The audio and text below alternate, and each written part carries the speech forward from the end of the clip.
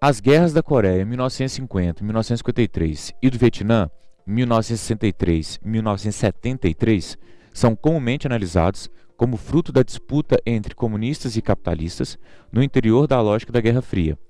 Tal interpretação desconsidera que, para coreanos e vietnamitas, essa disputa ideológica foi utilizada para. Então, a partir do comando, nós vamos ter que encontrar uma outra justificativa para o conflito no Vietnã e nas Coreias, para além da questão ideológica entre capitalismo e comunismo. A partir dessa análise, vamos para as alternativas. Alternativa A: lidar com os conflitos regionais, angariando apoio das potências estrangeiras.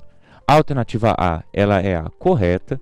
De fato, nós vamos ter uma disputa de interesses políticos, tanto no Vietnã quanto na Coreia, e esses interesses políticos vão acabar se associando à questão ideológica da Guerra Fria, e aí nós vamos ter uma opção pelo comunismo e outra pelo capitalismo. Então, de fato, há questões regionais dentro desse conflito. Se não existissem, dificilmente nós teríamos esses conflitos, o que vai acabar depois se associando às questões das potências estrangeiras, que seria a lógica da Guerra Fria. Então, por isso, a alternativa A, correta. Alternativa B: justificar a divisão de seus estados, considerando as diferenças étnicas entre suas populações. A alternativa B, ela está errada.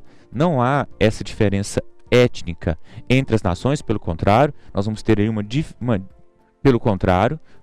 divisão dentro de uma mesma população étnica, tanto no caso da Coreia quanto no caso do Vietnã, o que faz com que a alternativa B esteja errada. Alternativa C: arrefecer o conteúdo nacionalista das disputas territoriais, conclamando o apoio estrangeiro. Não há essa ideia de arrefecer o conteúdo nacionalista. Pelo contrário, nós vamos ter ali exacerbado, principalmente do ponto de vista do comunismo, o nacionalismo, para poder estimular a adesão das pessoas a lutarem contra a presença estrangeira. Por isso, a alternativa C está errada. Alternativa D: iniciar o processo de descolonização europeia no continente asiático, aderindo à causa independentista.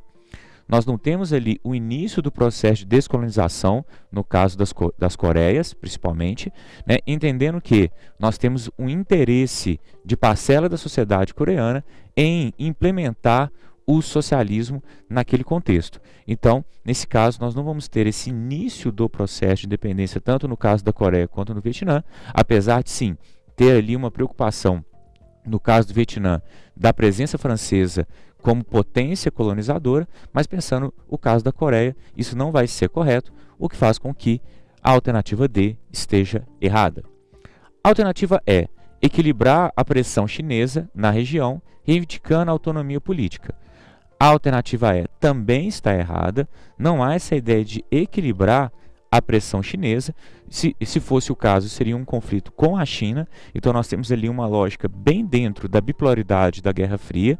Então nós vamos ter ali a presença estadunidense na Coreia do Sul e no Vietnã do Sul, o que faz também com que a alternativa E esteja errada. Então, mais uma vez, alternativa A, correta.